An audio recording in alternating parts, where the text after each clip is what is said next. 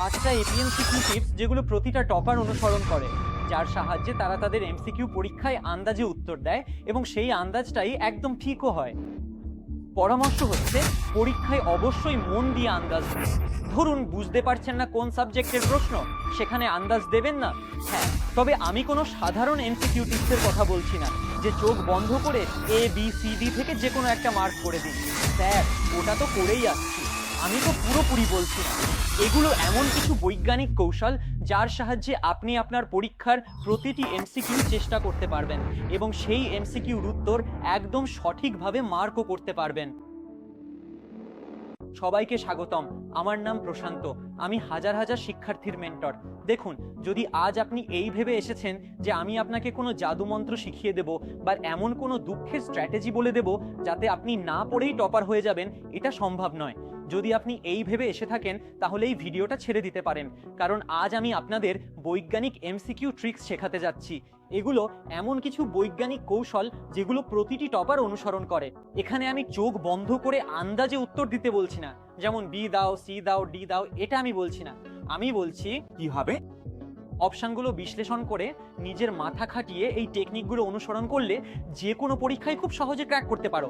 তুমি যে কোনো পরীক্ষার কথাই বলো, বোর্ড পরীক্ষা হোক, এখন তো বোর্ড পরীক্ষাতেও এমসিকিউ আসে, স্কুল লেভেলের পরীক্ষাতেও এমসিকিউ আসে, জেই, নিট, ইউপিএসসি সব পরীক্ষাতে এমসিকিউ আসে এবং প্রত্যেক টপারই টেকনিকগুলো অনুসরণ করে। তাহলে চল শুরু করি। প্রথমে আমরা দেখি আমাদের 3 ধরনের প্রশ্ন থাকে। প্রথম ধরনের কি?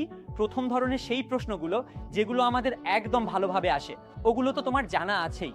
কিছু প্রশ্ন এমন থাকে যেগুলো তোমার জানা আছে, কিছু প্রশ্ন এমন থাকে যেগুলো তোমার জানা নেই, আর কিছু প্রশ্ন এমন থাকে যেগুলো তোমাকে বিভ্রান্ত করে, যেখানে তোমার মনে হয় উত্তর এটা, ও হতে পারে হতে পারে হতে পারে, কিন্তু আমি কনফিউজড। মনে আছে ঠিকই, কিন্তু কনফিউজড, তাই না? এখন দেখো, যেগুলো তোমার জানা আছে সেগুলো তো আরামে টিক দিয়ে আসো, কিন্তু এই যে বাকি দুটা পার্ট, এই 2 ধরনের প্রশ্নের জন্য তুমি দুক্কা স্ট্র্যাটেজি ব্যবহার করতে পারো, তুমি সায়েন্টিফিক গেস ব্যবহার করতে পারো। জানো কিভাবে? এখনই বলছি। চল শুরু করি আমাদের টিপ নাম্বার 1 দিয়ে। প্রথমটা হলো আমাদের এলিমিনেশন মেথড। এলিমিনেশন মেথডে 3টে পার্ট আছে, 3টেই বুঝিয়ে দেব। দেখো, এলিমিনেশন মেথডের যে বেসিকটা আছে সেটা তো তোমরা সবাই জানোই, কিন্তু এখানে আমি বেসিক এলিমিনেশন মেথডের কথা বলছি না, এখানে আমি খুবই অ্যাডভান্সড এলিমিনেশন মেথডের কথা বলবো। মনোযোগ দিয়ে শোনো ভাই, টেকনিকগুলো বলে দেব, কিন্তু আমি জানি মাত্র 1% মানুষই এগুলো ফলো করে। যদি শুধু 1% মানুষ ফলো করে তাহলে কোনো লাভ হবে না। তাই এখনই ভিডিওটা পজ করে কমেন্টে লিখে দাও, হ্যাঁ আমি এটা ফলো করব। এতে কি হবে, তোমার মনে থাকবে যে হ্যাঁ ভাই, আমরা প্রশান্ত বেগীর ভিডিওতে কমেন্ট করেছিলাম, আমাদের এটা ফলো করতে হবে এবং আমরা সত্যি এই টেকনিকগুলো ফলো করব এবং আমাদের পরীক্ষায় ভালো নম্বর নিয়ে আসব। শোনো, আমার কথা, প্রথম জিনিসটা কি? আমাদের স্ট্র্যাটেজি হলো অল অফ দ্য অ্যাবাভ এবং none of the above strategy. এই স্ট্র্যাটেজি কি বলে? দেখো, যে কোনো পরীক্ষা দেখো, যে কোনো পরীক্ষার প্রশ্নে যদি অপশনের মধ্যে অল অফ দ্য অ্যাবাভ দেখতে পাও, তাই তো 19.5% সম্ভাবনা আছে যে ওটাই আপনার একদম সঠিক উত্তর হবে। 19.5% সম্ভাবনা, এটা আমরা কিভাবে জানলাম? আমরা অনেকগুলো স্যাম্পল পেপার বিশ্লেষণ করেছি, বোর্ড পরীক্ষা বিশ্লেষণ করেছি, জেইই পরীক্ষা বিশ্লেষণ করেছি, এনডব্লিউটি পরীক্ষা বিশ্লেষণ করেছি। অল অফ দি অ্যাবাভ প্রায় সব সময় সঠিক উত্তর বের হয়, 19.5% সম্ভাবনা থাকে। আর নান অফ দি অ্যাবাভ যদি কোথাও দেখতে পাও তাহলে তার সঠিক হওয়ার সম্ভাবনা মাত্র 10%। যখনই নান অফ দি অ্যাবাভ দেখবে তখন সেটা থেকে দূরে থাকতে হবে, কারণ খুব কম সম্ভাবনা আছে যে ওটাই উত্তর হবে। চলুন এবার এগিয়ে যাই। এগুলো ছিল খুবই বেসিক এলিমিনেশন টেকনিক। এবার আমরা একটু অ্যাডভান্স এলিমিনেশন টেকনিকের দিকে যাচ্ছি, আর এগুলো খুবই গুরুত্বপূর্ণ। দেখো, আমাদের এলিমিনেশন টেকনিকের মধ্যে আছে এক্সট্রিম ভ্যালুগুলো সরিয়ে দাও। একটা উদাহরণ দিয়ে বুঝিয়ে দিচ্ছি, খুব গুরুত্বপূর্ণ উদাহরণ, মনোযোগ দিয়ে দেখো। ধরো একটা প্রশ্ন আছে, তুমি দেখতে পারছো এগুলো হচ্ছে অপশন, এটা অপশন এ, এটা অপশন বি, সি, ডি। অপশনগুলো হচ্ছে এ 0, বি 27, সি 3071, ডি 102। এখন তোমার কি করতে হবে? যখনই তুমি কোনো প্রশ্ন পড়বে তখন তার অপশনের যেসব এক্সট্রিম ভ্যালু আছে সেগুলো বাদ দাও। যেমন এর এক্সট্রিম ভ্যালু কি কি? একটা হচ্ছে 0 আর একটা হচ্ছে 102, এই দুটোকে বাদ দাও। এখন উত্তর হবে 27 আর 3071 এর মধ্যে কোনো একটা। এখন তুমি প্রশ্ন করতে পারো, ভাইয়া এটা কি ধরনের যুক্তি? আমি যুক্তিটা বলছি। প্রতিটি শিক্ষক যারা তোমাদের এমসিকিউ বানান তারা কিছু অপশন এমনভাবে তৈরি করেন যাতে ছাত্ররা দেখেই সেই অপশনটা বাদ দিয়ে দেয়, মানে সেটা যেন কেউ টিক না দেয়। এটা তোমাদের পরীক্ষাকে সহজ করার জন্য করা হয়। তাই যখনই তুমি কোনো এক্সট্রিম ভ্যালু দেখবে, যেমন আরেকটা উদাহরণ দেখি, 12,419, এখানে এক্সট্রিম ভ্যালু কোনটা? 19।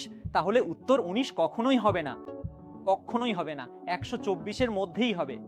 আমরা কি করছি, আমরা যেগুলো মনে হচ্ছে না এগুলো তো হতেই পারে না সেগুলো বাদ দিচ্ছি। এখন তুমি এই তিনটের মধ্যে যে কোনো একটা আন্দাজ করতে পারো অথবা সমাধান করতে পারো। এতে কি হলো, সঠিক উত্তর পাওয়ার সম্ভাবনা আমাদের বাড়লো। ঠিক আছে, এখানে আমি কোনো আন্দাজের কথা বলছি না, এটা খুবই বৈজ্ঞানিক ব্যাপার। আমরা এক্সট্রিম ভ্যালুগুলো বাদ দিয়ে দিলাম। এখন চলি তৃতীয় এলিমিনেশন স্ট্র্যাটেজির দিকে, যেটা হলো সিমিলার আনসার ট্রিক। শিক্ষকরা কি করেন? শিক্ষকরা তোমাদের বিভ্রান্ত করার জন্য অপশনে একরকম অপশন দিয়ে দেন, আর ওই যে সিমিলার অপশনগুলো থাকে না, ওগুলোই আসলে তোমার সঠিক উত্তর হয়। বুঝতে পারছো না? চলো একটা উদাহরণ দিয়ে বুঝি। ধরো অপশনগুলো আছে 500, 10, -500। তোমাকে তিনটে অপশন দেখানো হয়েছে, তুমি ভালো করে দেখো। 19% বেশি সম্ভাবনা আছে এর সঠিক উত্তর হয় পাইপ হবে, নয়তো -পাইপ হবে। জানো কেন? কারণ এই দুটোই সিমিলার অপশন। এই দুটো বাদ দাও, এই দুটোর মধ্যে তো উত্তর হবেই না। সব এক্সামগুলো তুমি যদি বিশ্লেষণ করো, দেখবে যতগুলো সিমিলার অপশন থাকে সবসময় উত্তর ওখান থেকেই হয়। এটা কেন করা হয়? কারণ শিক্ষকরা চায় তোমাকে বিভ্রান্ত করতে। আর একটা উদাহরণ দেখি। ধরো একটা বায়োলজির প্রশ্ন আছে, তার অপশনগুলো কি কি? প্রথম অপশন হলো আরএনএ, তারপর ডিএনএ, তারপর গোলগি বডিজ, আর তারপর মাইক্রোকন্ড্রিয়া। এখন 19% সম্ভাবনা আছে এর উত্তর আরএনএ আর ডিএনএ এর মধ্যেই হবে। কেন? কারণ এই দুটো সিমিলার। আর একটা উদাহরণ দেখি। Sine theta, sine square, cos square theta, minus cos theta, minus sine theta, এগুলোর মধ্যে কোন কোন ভ্যালুগুলো হবে? সাইন থেটা আর মাইনাস সাইন থেটা। কেন? কারণ দুটোই একে অপরের সাথে মিলছে। বুঝতে পারছো তো? বুঝতে পারছো আমরা কি করলাম? যেগুলো সিমিলার মানে একরকম, সেগুলোর মধ্যে থেকেই তোমার সঠিক উত্তর আসবে। এটাই একজন শিক্ষকের মানসিকতা। শিক্ষক এভাবেই প্রশ্নপত্র তৈরি করেন। এখন দ্রুত এগিয়ে যাই আমাদের টিপ নম্বর 2 এর দিকে। কিন্তু তার আগে একটা গুরুত্বপূর্ণ বিষয়। অনেক ছাত্রছাত্রী আমাকে একটা প্রশ্ন করে, ভাই একটা কথা বলো, আমাদের কেরিয়ার যদি ইঞ্জিনিয়ারিং এর মধ্যে হয়, আমাদেরও একজন ইঞ্জিনিয়ার হতে হবে, কিন্তু সবচেয়ে বড় সমস্যা কি জানো? আজকাল ইঞ্জিনিয়াররা বেকার। এর সমাধান আমি আজ তোমাদের বলে দিচ্ছি। এটা হলো স্কেলার স্কুল অফ টেকনোলজি। এটা এমন একটা কলেজ যেখানে তোমাকে সর্বশেষ প্যাটার্ন অনুযায়ী আধুনিক স্কিল শেখানো হয় এবং পড়ানো হয়। যেমন এআই, এমএল, যত আধুনিক স্কিল আছে যেগুলোর মাধ্যমে তোমার চাকরি পাওয়া সম্ভব, এই সব স্কিল তোমাকে এই কলেজে শেখানো হবে। আর শেখাবে কারা? এদের ফ্যাকাল্টি। এরা কোনো সাধারণ শিক্ষক না, এরা সেই শিক্ষক যারা বড় বড় কোম্পানিতে সফটওয়্যার ইঞ্জিনিয়ার হিসেবে কাজ করেছেন। এর পাশাপাশি স্কেলারে আপনাকে 1 বছরে পেইড ইন্টার্নশিপ দেওয়া হয়। শুধু তাই নয়, সবচেয়ে ভালো বিষয়টা কি জানেন? স্কেলার স্কুল অফ টেকনোলজিতে অনেক নতুন নতুন উদ্ভাবন করা হয়। যেমন এদের একটা দারুণ অংশ আছে যেটাকে আমরা বলি ব্যাচ সাকসেস ম্যানেজার, যিনি প্রতিটি শিক্ষার্থীর সঙ্গে সব সময় থাকেন 24 ঘন্টা। আর সব কিছুর ফলাফল হচ্ছে 1 বছরের মধ্যেই স্কেলার স্কুল অফ টেকনোলজি অনেক শিক্ষার্থীকে বড় বড় কোম্পানিতে প্লেস করাতে পেরেছে। সব বিস্তারিত তথ্য ডেসক্রিপশনে পাবেন। কেরিয়ার গড়তে চাইলে এটা আপনার জন্য দারুণ হবে। এখন আমাদের দ্বিতীয় পয়েন্টে যাই। স্ক্রিনে দেখুন, ব্রেন সিগন্যাল টেকনিক। এখন আমরা বৈজ্ঞানিক বিষয়ের গভীরে যাচ্ছি। আমরা বৈজ্ঞানিকভাবে বিষয়টা বুঝবো। এই টেকনিকটা আপনার মস্তিষ্কের, যা ইউটিউবে কোথাও নেই। 2 মিনিট আমার কথাগুলো খুব মনোযোগ দিয়ে শুনুন। দেখুন কতবার এমন হয়েছে আপনি পরীক্ষার হলে একটা এমসিকিউ দেখছেন আর আপনার মনে পড়ছে, ইয়ার এই এমসিকিউটা কোথাও না কোথাও তো দেখেছি, এর উত্তর আমার জানা আছে, কিন্তু আপনি কনফিউজড হচ্ছেন। মনে হচ্ছে ইয়ার উত্তর এটা হতে পারে, একটু কনফিউশন হচ্ছে। হয় না এমন? এই ধরনের প্রশ্নের জন্য কি করা উচিত এটা একটা উদাহরণ দিয়ে বুঝিয়ে দিচ্ছি। কল্পনা করুন আপনি স্কুটি বা বাইক নিয়ে রাতে বাড়ি ফিরলেন। বাড়িতে গাড়িটা রেখে দিলেন আর চাবিটা কোথাও রেখে দিলেন। এখন পরের দিন সকালে চাবিটা খুঁজছেন, পুরো বাড়ি খুঁজে ফেলেছেন, কোথাও পাচ্ছেন না। এখন আপনি কি করবেন? কিভাবে মনে করবেন? এখন আপনি প্রথমে এটা মনে করার চেষ্টা করবেন, শেষবার কখন বাইক নিয়েছিলেন। আচ্ছা, আমি তো রাতে বাইক নিয়ে এসেছিলাম, ঠিক আছে, তার চাবিটা কোথায় রেখেছিলাম? আচ্ছা, আমি তো বিছানার উপর রেখেছিলাম। হ্যাঁ দোস্ত, রাতে তো আমি বিছানার উপর রেখে দিয়েছিলাম। এইভাবেই তো মনে করি না? এরকম জিনিসগুলো এভাবেই মনে করি না? ঠিক একইভাবে আমাদের পড়াশোনার ক্ষেত্রেও আমাদের উত্তরগুলো এভাবেই মনে রাখতে হবে। দেখো, পরীক্ষায় ধরো ABCD 4টে অপশন আছে, এখন তোমার মনে পড়ছে না, মনে হচ্ছে দোস্ত কোথাও তো পড়েছিলাম, তাহলে জানো কি করবে? সবচেয়ে আগে উত্তরটা দেখো না, বরং ভাবো এটা কোন চ্যাপ্টারের প্রশ্ন। তুমি খুঁজে পেলে, আচ্ছা এটা ওই চ্যাপ্টারের প্রশ্ন। এবার নিজেকে জিজ্ঞেস করো ওই চ্যাপ্টারের কোন টপিক থেকে এই প্রশ্নটা এসেছে। যখন এই প্রশ্নটা করবে তখন অটোমেটিকভাবে তোমার উত্তরটা মনে পড়ে যাবে। এখন কি হয় জানো, যখন এভাবে রিকল করো, মানে আচ্ছা এটা ওই চ্যাপ্টারের প্রশ্ন, আর এই চ্যাপ্টারে এই টপিকের প্রশ্ন হলে তোমার ব্রেনের নিউরনগুলো কানেক্ট হয়ে যায়, আর তার উত্তর বা মেমোরিটা হঠাৎ করেই তোমার মনে পড়ে যায়। এটাই এর পেছনের বৈজ্ঞানিক কনসেপ্ট। এখন যদি তুমি এটা করো তাহলে পরীক্ষার সময় হঠাৎ করেই তোমার উত্তর মনে পড়ে যাবে। তারপরও যদি উত্তর মনে না পড়ে, দেখো কি করবে, ওই প্রশ্নটা ছেড়ে দাও, সামনে এগিয়ে যাও, সামনে এগিয়ে যাও। এবার কি হবে, যখন তুমি সামনে এগিয়ে যাবে ধীরে ধীরে আরো প্রশ্ন সলভ করতে থাকবে। হঠাৎ করে কি হবে, তুমি একটা প্রশ্ন সলভ করছো, হঠাৎ করেই তোমার মাথায় আসবে, দোস্ত ওই যে আগের একটা প্রশ্ন ছিল না এমসিকিউ ওয়ালা, যেটা আমি ছেড়ে দিয়েছিলাম, তারও তো উত্তর হওয়া উচিত। হঠাৎ করেই তোমার মনে পড়ে যাবে। কেন? কারণ হয়তো তোমার ব্রেনের নিউরনগুলো একটু দেরিতে কানেক্ট করলো, আর তোমার মেমোরিতে রিকল হলো যে তারও উত্তর আছে। ঠিক আছে, এবার সামনে এগিয়ে যাই। পরের টেকনিক হলো আমাদের B and C option strategy. দেখো, এটা কোনো সায়েন্টিফিক স্ট্র্যাটেজি না, এটা রিসার্চ বেসড স্ট্র্যাটেজি। আমরা অনেকগুলো স্যাম্পল পেপার নিয়ে রিসার্চ করেছি, বোর্ড পরীক্ষার, জেই পরীক্ষার, নিট পরীক্ষার, আর আমরা এটা জানতে পেরেছি যে 70% উত্তরই হয় বি অথবা সি অপশন। কিভাবে হয়? হয় বি অপশন হবে, নয়তো সি অপশন হবে। হ্যাঁ, তো এর মানে কি? যখনই তোমার কনফিউশন হয় যে দোস্ত আমি এ অপশন দিই নাকি সি অপশন দিই, তখন তুমি আগে প্রেফারেন্স দাও অথবা আগে প্রেফারেন্স দাও। উত্তর বেশিরভাগ সময় বি বা সি এর মধ্যে দেখা যায়। ভাইয়া, এর কারণ কি? এর কারণ হলো একজন টিচারের দৃষ্টিকোণ থেকে ভাবো। একজন টিচার কখনোই চায় না যে প্রথম অপশন মানে এ অপশনটাই উত্তর হোক, যাতে তুমি অপশন পড়েই বুঝে যাও আচ্ছা এটাই তো সঠিক। টিচার কখনোই চাইবে না প্রথম অপশনটাই সঠিক হোক, এটা কোনো টিচারই চায় না। আর টিচাররা কখনোই চায় না যে শেষ অপশনটা সঠিক হোক, যাতে তোমাকে এতটা সময় লাগবে যে তুমি শেষ অপশন পর্যন্ত যাবে, তারপর বুঝবে আচ্ছা শেষ অপশনটাই সঠিক। এই কারণেই প্রতিটি টিচার কি করেন জানো, বি আর সি এই দুইটার মধ্যেই তাদের সঠিক উত্তর রাখেন।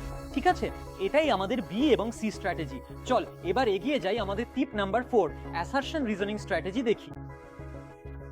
বোর্ড পরীক্ষায়, জেই পরীক্ষায়, নিউটনের প্রশ্নে অ্যাসারশন রিজনিং অনেকবার জিজ্ঞেস করা হয়, তাই না? অ্যাসারশন রিজনিং কি? দুইটা স্টেটমেন্ট দেওয়া হয় আর এরকম অপশন দেওয়া হয় এ বি সি ডি। এ অপশনটা হয় দুইটা স্টেটমেন্টই সঠিক এবং অ্যাসারশন আর রিজন দুটোই একে অপরের সাথে ইন্টার রিলেটেড। দ্বিতীয় অপশনটা হয় অ্যাসারশন আর রিজন দুটোই সঠিক কিন্তু দুটোর মধ্যে কোনো সম্পর্ক নেই, রিজনটা আসলে তার কারণ না। আর সিওডি কি হয়? অ্যাসারশন ভুল, আর ডি কি হয়? অ্যাসারশনটা ভুল, তাই না? আপনি যদি এগুলো সলভ করে থাকেন তাহলে নিশ্চয়ই জানেন A B C D option থাকে। এখন এর ট্রিক কি? এর ট্রিক হলো 80% প্রশ্নের ক্ষেত্রে উত্তর সবসময় এ অথবা বি এর মধ্যে থাকবে। ভাইয়া, এটা আবার কেমন কথা? চলুন একটা উদাহরণ দিয়ে বুঝি। ধরো এই দুইটা স্টেটমেন্ট আছে, স্টেটমেন্ট 1 2 + 2 = 4, আর স্টেটমেন্ট 2 যোগ ফলে আমরা দুইটা মান যোগ করি। ঠিক আছে তো? এখন তুমি জানো স্টেটমেন্ট 1ও সঠিক, তুমি জানো স্টেটমেন্ট 2ও সঠিক, তাই না? তাহলে তো স্পষ্ট কথা সি বা ডি এর মধ্যে কোনোটা হতে পারে না, কারণ সি অপশন কি? অ্যাসারশন ভুল, আর ডি অপশন কি? রিজন ভুল। তো ভাই দুইটা স্টেটমেন্টই তো ঠিক আছে, তাই না? যদি পরীক্ষার মধ্যে কোনো স্টেটমেন্ট ভুল লেখা হয় তাহলে ছাত্ররা সেটা খুব সহজেই ধরে ফেলে। এই কারণে পরীক্ষকরা কি করেন, সব সময় দুইটা স্টেটমেন্টই ঠিক দেন। 80% সম্ভাবনা থাকে, 20% হতে পারে না, কিন্তু 80% সম্ভাবনা থাকে। কারণ ধরো আমি এখানে লিখে দিই 2 + 2 = 5, আরে কেউ না কেউ ধরে ফেলতো, প্রতিটা ছাত্রই ধরে ফেলতো যে ভাইয়া স্টেটমেন্ট 1 ভুল, তাই না? স্টেটমেন্ট 2 তো ঠিক আছে কিন্তু স্টেটমেন্ট 1 ভুল, সবাই এ ধরে ফেলতো, তাই না? এই কারণেই স্টেটমেন্টগুলোকে ঠিক বানানো হয়। আসল সমস্যা এখানে আসে, সেটা তার কারণ কিনা। যেমন একটা উদাহরণ দেখাই, 2 + 2 = 4, আর স্টেটমেন্ট 2 কি? ইন সাবস্ট্রাকশন আমরা দুটা মান বিয়োগ করি। এখন দেখো দুটা স্টেটমেন্টই ঠিক, কিন্তু স্টেটমেন্ট 2 কি স্টেটমেন্ট 1 এর কারণ? এটা কি তার কারণ? না, এটা তার কারণ না। কারণ এখানে তো যোগ হচ্ছে আর এখানে বিয়োগ হচ্ছে, দুইটার মধ্যে কোনো সম্পর্ক আছে? দুনিয়ার মধ্যে কোনো সম্পর্ক নেই। নেই মানে এর মানে কি? এর উত্তর কি হবে? এ হবে না বি হবে? বি হবে, মনে রাখো। আর সোশ্যাল রিজনিং এর দারুণ টেকনিক, 80% উত্তর এ বা বি এর মধ্যে থেকে আসবে। সি বা ডি কখনো টিক দিও না। যদি না তুমি দেখো যে স্টেটমেন্টটা সত্যিই ভুল, তখনই সি বা ডিতে যাও। চল, এটাই আমাদের পঞ্চম টিপ, প্র্যাকটিস। কেন বলছি এটা? দেখো, সোজা কথা, তুমি যত বেশি প্রশ্নের প্র্যাকটিস করবে তত বেশি তথ্য তোমার মাথায় জমা হতে থাকবে হতে থাকবে হতে থাকবে। আর যখন পরীক্ষার হলে বসবে তখন এমসিকিউতে কি হয় জানো? সীমিত সংখ্যক প্রশ্নই বানানো যায়। ধরো একটা চ্যাপ্টার আছে, বা ধরো একটা সাবজেক্ট সায়েন্স, এখন ওই সায়েন্স থেকে সীমিত সংখ্যক বানানো সম্ভব। এমন তো না যে সিলেবাস বাড়বে, না, সিলেবাস তো একই থাকবে। তাই তুমি যত বেশি এমসিকিউ প্র্যাকটিস করবে তত বেশি তথ্য তোমার মেমোরিতে জমা হবে। আর যখন তুমি পরীক্ষার হলে বসবে তখন বেশি সম্ভাবনা থাকবে যে তুমি ওই এমসিকিউটা দেখেই বলবে, আরে এটা তো কোথাও পড়েছিলাম, এটা তো মনে পড়ছে, এটা তো কোথাও দেখেছি, তাই না? কেন এটা সম্ভব হয়েছে? কারণ তুমি যতটা সম্ভব বেশি এমসিকিউ প্র্যাকটিস করেছিলে। আর এটাই আমাদের টিপ নাম্বার 5, যতটা সম্ভব বেশি এমসিকিউ প্র্যাকটিস করো। আশা করি এতে তোমার উপকার হবে। কমেন্টে লিখে দাও, হ্যাঁ আমি এটা ফলো করব। আর তোমার এক বন্ধুর সঙ্গে শেয়ার করো এবং তাকে বলো, ভাই পরীক্ষা পাস হবেই, কিন্তু ভয়ের কিছু নেই, কারণ এমসিকিউ নিয়ে দারুণ এক টেকনিক আর টিপসের ভিডিও নিয়ে প্রশান্ত ভাইয়া চলে এসেছেন। ধন্যবাদ সবাইকে। আমার নাম প্রশান্ত। দেখা হবে পরের ভিডিওতে। ভালো থেকো।